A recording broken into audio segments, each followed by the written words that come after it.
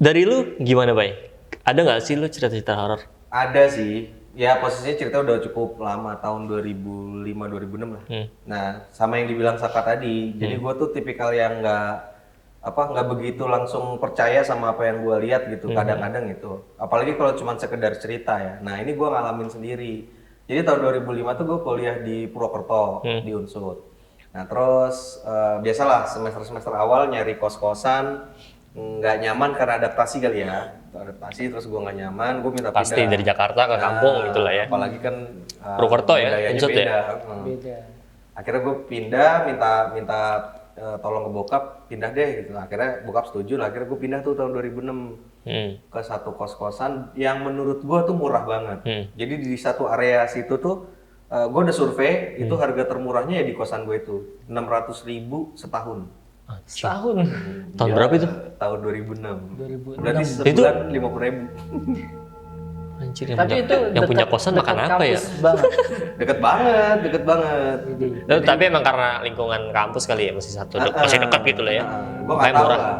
Gue nggak curiga amat lah ya. Iya. Gue pikir yang penting murah, bokap bayar bisa gitu kan. Terus akhirnya gue pindah ke situ.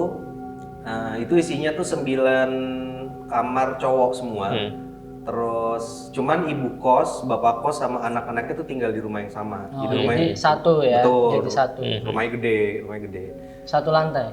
Satu lantai, cuman tanahnya lebar. Biasa Nah, orang bentuk si kamarnya itu ada depan. Jadi di tengahnya tuh ada jalan gitu, lorong Oke. panjang, terus tuh ada depan sekitar 8 kamar. Nah, gua tuh ada di paling ujung, jadi udah mentok tuh kamar gua. Terus yang gua tahu yang tinggal di situ selain 9 anak kos, itu ada ibu, bapak, anak ceweknya sama menantunya si ibu udah nikah. Oh, yang ceweknya udah nikah. Terus ada anak cowoknya si ibu, tapi gue nggak pernah tahu tuh 3 bulan pertama karena nggak kelihatan. Jadi gue nggak pernah lihat dia ada gitu di rumah itu Selama 3 bulan selama pertama. 3 bulan pertama. Jadi gue nggak sadar kalau ibu kos tuh punya anak Cowok. dan ternyata setelah si anak kosnya ini, si anaknya ibu kos ini kelihatan, dia tidurnya ternyata tuh seberang gua di kamar seberang Ternyata gua. ya kan lorong. Ternyata kamarnya depan-depanan tuh. Iya, mungkin. Iya, paham. Mungkin sih, ini gue mikirnya 3 bulan pertama dia belum ada di situ kali. Jadi masih entah di mana, terus akhirnya pulang. Pulang Akhirnya setelah 3 tinggal di bulan situ. itu. Nah, akhirnya udah tuh, sebenarnya nggak ada kejadian apa-apa tuh selama gue tinggal di situ cukup lama tuh. Terus setelah beberapa lama gue di situ, itu kan gue UKM ya, ikutan kegiatan mahasiswa gitu kan, teater. Jadi kalau pulang tuh pasti malam. Kadang-kadang Pasti lah bisa kalau lu sampai semua anak kampus itu biasanya Malam. pulang malam karena tidur, kegiatan. besok paginya. Tapi yang langsung pulang juga ada. Ada, kebetulan gue ngejarang banget tuh. Gue jarang di kos ya. Buku-buku. Gue jarang di kos, jadi gue pulang malam. Satu kali itu gue pulang malam jam 1-an lah, mungkin sekitar jam 1. Pokoknya udah jam 12 malam. Nah itu gue pulang, untuk ke kamar gue kan kayak gue bilang tadi kan, lewatin lorong tadi itu kan. Iya. Nah di ujung lorong itu antara kamar gue sama kamarnya anaknya ibu kos, itu kan ada tempat buat sholat. Emang kita set buat sholat. Jadi karena itu di ujung, jadi dijadiin buat sholat. Kan nggak mungkin ada orang lewat di depannya karena lewat ujung situ nggak kan. mungkin, karena Tapi di ujung. iya, tapi horor juga sih. Ya nggak sih, maksudnya kita kalau ngebayangin lorong ya, terus ada tempat sholat. Tempat sholatnya agak terbuka kan? Maksudnya agak terbuka kan? Kelihatan sama semua orang dan gelap. Gelap lagi. Emang set horor kayaknya. Ya gue nggak curiga, yang penting murah lah. Iya sih. Dulu yang penting kan murah, makan udah. Akhirnya gue untuk mencapai ke kamar gue kan harus jalan tuh. Nah pas gue lagi jalan ke tempat itu gue ngeliat ada orang sholat di tempat itu. Jam 1. Jam 1 malam itu.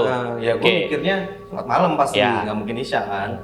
Sholat malam nih. Tapi yang gue lihat itu cewek. Karena pakai mukena putih. putih.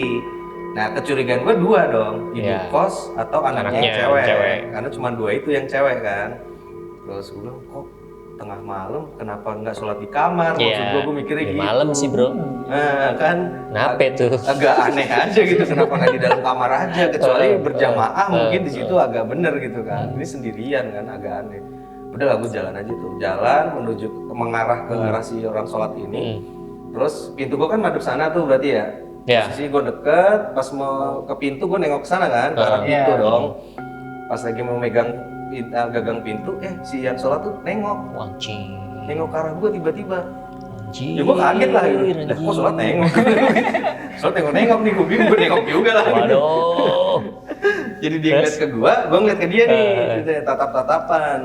Nah, Normal tuh. awalnya masih normal, pas gue ngeliat ke arah dia, baru gue sadar mukanya tuh nggak ada. Nggak bro. ada, rata gitu. Rata bro, gue nggak bisa lihat mata, hidung, Berarti mulut. judulnya bukan tatap-tatapan ya? Iya bener ya. Iya bener. Itu Nggak seumur kebayangin hidup. gua, Bang. Gue cuma tahu lihat kayak gitu tuh di bioskop kan. Iya, Iya kan bener. ya. Dan itu juga udah ngeri. Ya bener. Itu kejadian di depan mata gue lo, gimana tuh cuma. Akhirnya karena panik, refleks gue antara lari keluar atau masuk kamar nih. Cuma kalau lari keluar kan jauh tuh, gue mikirnya dia ngejar lagi ntar kan, jadi takut. Akhirnya gue buka pintu, masuk ke kamar, gue kunci, tidur. Dengan kondisi gue Tapi ketakutan. bisa langsung tidur gitu? Ya enggak lah, pasti gue tutup selimut terus Si gue bisa ya. gemeter. Jago sih kalau bisa jago sih. Nah terus besokannya gue nggak berani cerita. Ya, pasti sih. Karena masih shock dan gue masih ragu lah ya. Dan takutnya bikin rame. Kegaduhan ya rame. Geger. Takut Udah. fitnah juga kan. Betul, akhirnya gue diem aja tuh. Ternyata setelah kejadian itu, seminggu ke depan itu banyak beruntun kejadian aneh-aneh tuh di kamar gue ya. Serupa atau Enggak. apa gitu. Lebih kecil sih, kejadiannya kayak Gangguin doang. gangguin, tiba-tiba pintu dibuka. Oh, sih. tidurnya malam itu. Malam, pasti tengah malam. Terus si gagal. Ya kalau siang ibu kos bayar kosan, woi bayar woi. Udah 600.000 nunggak Iya, Pak, gitu. ribu dong. Setahun lah ya. Setahun. Udah gitu gagang di kayak gitu. Sering tuh. Nah, karena gua orangnya nggak begitu langsung takut, karena kan nggak kelihatan ya, itu kan cuma bunyi doang. Pasti gua buka pintu, gua lihat. Gua lihat gak ada apa-apa tuh. Kata gua, wah iseng nih kayaknya nih. Udah gua diemin aja tuh selama seminggu, sampai akhirnya di puncaknya itu yang berkaitan sama anaknya ibu kos yang cowok. Ini akhirnya berkaitan sama dia nih. Nah, satu kali tuh gua sebelum berangkat kuliah, gua keluar ngelihat pintunya anaknya ibu kos tuh kebuka sedikit lah. Jadi gua bisa ngelihat ke arah dalam tapi sedikit. Iya. Agak gelap kan karena kamarnya dimatiin. Dia tuh madep membelakangi gua, terus ada temennya dua. Tapi gua nggak tahu siapa ya karena nggak kelihatan mukanya kan. Duduk tapi pada. Duduk, bertiga duduk. Cuman ada bau kemenyan tuh dari arah dalam Yakin. kamar. Jangan-jangan bakar kemenyan ya gue nggak tahu ya. Nabun. Nabun. Kayak ini dong. Skip ya. Skip. Yang itu skip. Udah. Akhirnya udah gue berangkat kuliah. Nah pulangnya malam biasa.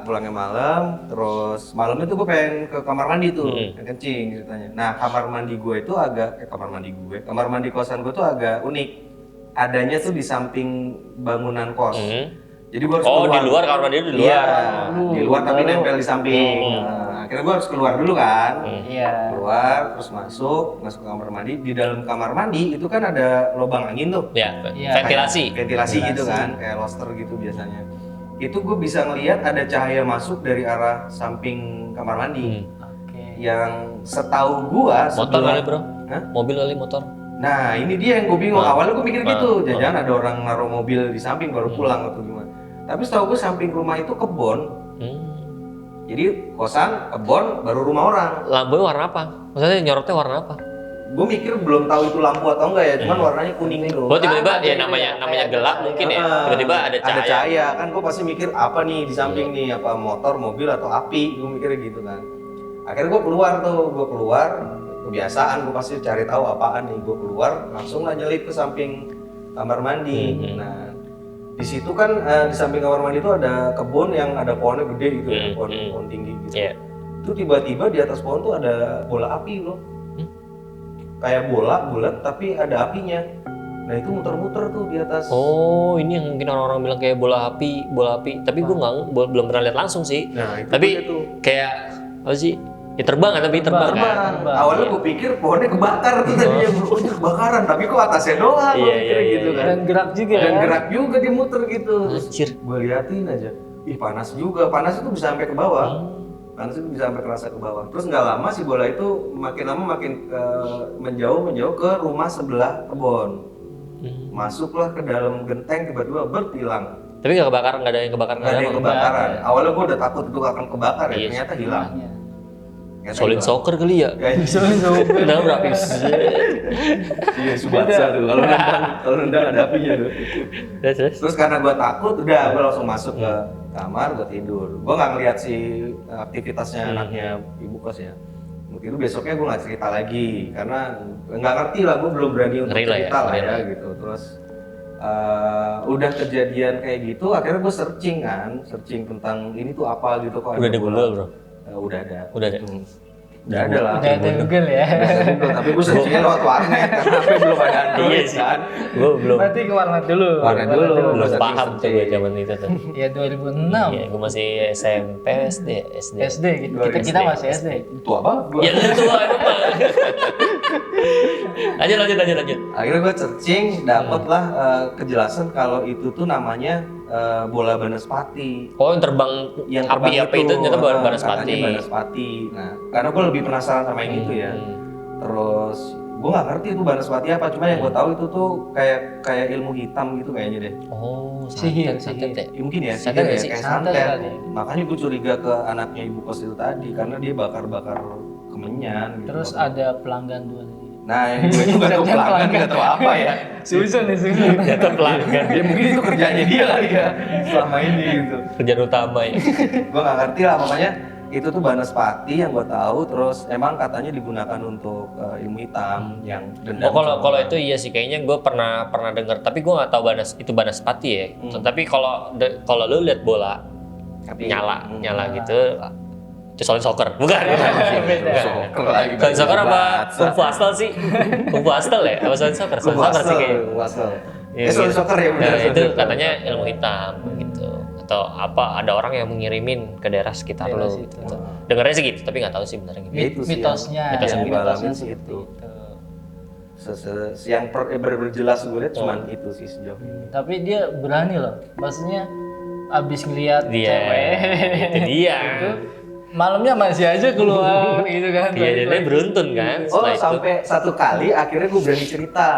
Gue baru inget tuh, akhirnya gue berani cerita setelah akhirnya keganggu terus kan. Gue bayang-bayang terus kan. Cerita tapi ke temen yang satu kampus sama gue di kosan situ kan. Oh, kampus itu beda-beda ya? Beda-beda kampus kan, beda-beda fakultas. Yang satu fakultas ada sama gue tuh 3 orang. Akhirnya gue cerita, gue kemarin tuh kejadian kayak gini. Nah ternyata yang 3 ini juga ngalamin hal yang sama.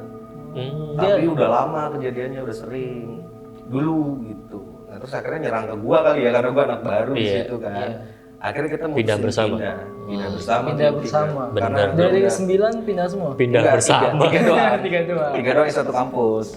Kalau yang lain bodo amat, beda fakultas soalnya. Dia udah kenal. Udah nggak takut. Udah nggak takut, dia udah kebal kali. Udah kebal.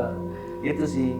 Tapi kalau dari lu gimana Sak? Kalau Banaspati itu sebenarnya kalau dari gue sih, gue sendiri nggak punya pengalaman itu ya. Aneh itu nggak tahu deh kalau soal hal-hal mistis itu, kayaknya aneh nggak seingat aneh ya. Seingat aneh itu nggak pernah ngalamin hal yang kayak gitu. Apalagi ngeliat langsung ya. Kebanyakan ya cuma denger cerita aja dari orang atau baca-baca, oh ada cerita hantu ini gitu kan. Kan kalau baca kita kadang suka gitu ya. Atau nonton video seram gitu. Ada. Atau lu nggak peka kali emang gitu-gituan. Kayaknya mungkin bisa orang-orang beda-beda ya. Ada ya yang nggak peka. Ada yang nggak peka. bisa jadi ya. Jadi setan juga males. Kepekaan itu udah hilang. Yes.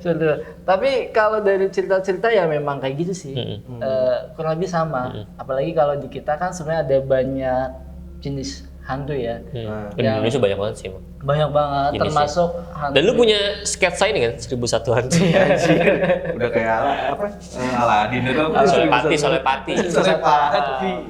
Salepati.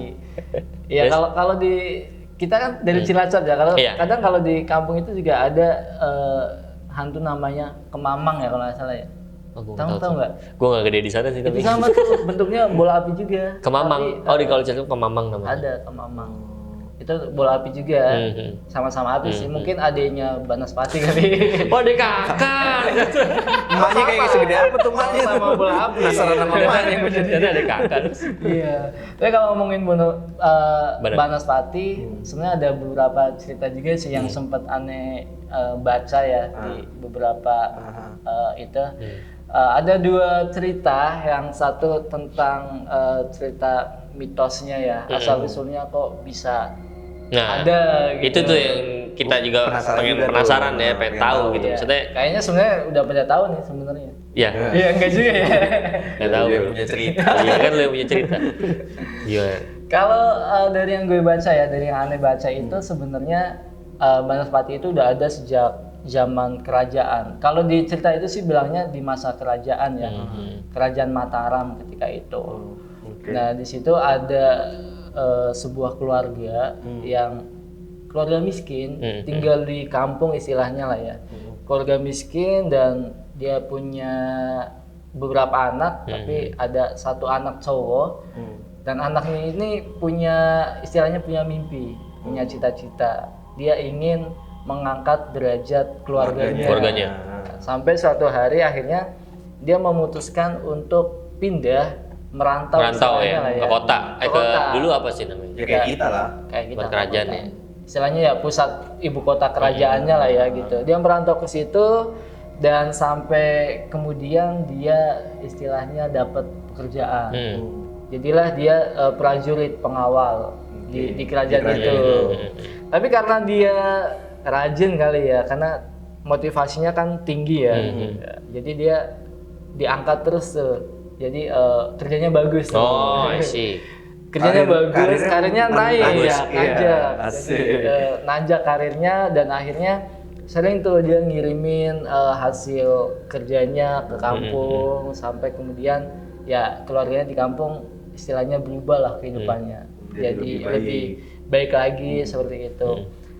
Tapi nggak tahu ya, singkat cerita itu dia pengen pulang tuh nengokin. Nah, Oh, ya karena dia mau bagian karena orang udah tua dan lama keluarga lah ya. kan nggak pulang. Akhirnya dia pengen pulang nengokin dan ternyata pas udah di rumah itu keluarganya udah Hancur. meninggal semua gitu. Hah? Maksudnya tiba-tiba meninggal sekeluarga gitu? Iya, jadi satu-satu meninggal sampai habis. Serem banget tuh. Jadi, nah, Tapi dia datang pas sudah meninggal semua. iya, Dia nggak dapat kabar lah ya. ya, di sana dapat kabar meninggal, terus dia pulang dicek ternyata beneran tuh udah gitu. Itu ada wabah apa gimana? Ya akhirnya dia kan cari tahu kan kenapa nih kok keluarganya meninggal semua. meninggal semua. Ditambah kan dia merantau itu emang kepengen Bahagiain orang tua, membahagiakan keluarga lah ya. Pas udah sukses Ternyata kok. pas udah sukses pengen Iya. ngebagian, udah nggak ada. Udah Sakit nggak sih bro. ada. Iya lah, sedih banget itu. Terus Akhirnya dia cari-carilah alasannya, ternyata dia menemukan satu hal, ternyata keluarganya ada yang jailin. Jailin dalam artian Dalam artian ya istilahnya mistis. iya diguna-guna Goib gitu ya? Oh, diguna-guna dan sebagainya. Akhirnya karena dia kesel, ya namanya anak ya emosi lah ya, karena Keluarga, keluarganya bro. digituin kan dari adiknya sampai orang tuanya Ya gitu. sakit sih memang. iya lah sekolah. Iya, akhirnya dia cari orang pintar tuh, cari orang pintar buat balas dendam, buat balas Sarjana dendam. Nah, Kan orang pinter. satu S2 ya. Sarjana ya? Iya dong. Sarjana, bisa jadi. Lanjut. Ya akhirnya dia cari orang pintar, ternyata dari orang pintar itu dukunya itu nggak menyanggupi karena kalah kuat kali ya, Kalah sakti. kalah sakti sama dukunnya si itu. Akhirnya dia nggak menyanggupi sampai kemudian dia ngasih syarat semacam syarat ritual yang harus dilakukan si pemuda itu untuk ya biar bisa dapat kekuatan buat balas dendam. Syaratnya kalau nggak salah itu dia harus mengorbankan, istilahnya menumbalkan ya 6 atau 7 gadis perawan gitu. Waduh, Proyek kok ya. dia tahu perawan dari mana ya? Iya. Iya, pasti perawan. Penasaran tuh gue tuh. Iya, jadi dia harus istilahnya bahasanya ya make si gadis itu yang masih perawan, habis itu dibunuh. Si apa yang make nih? Maksudnya Pemudanya, yang bercinta nih. Oh, pemudanya. Oh si gadis itu dipakai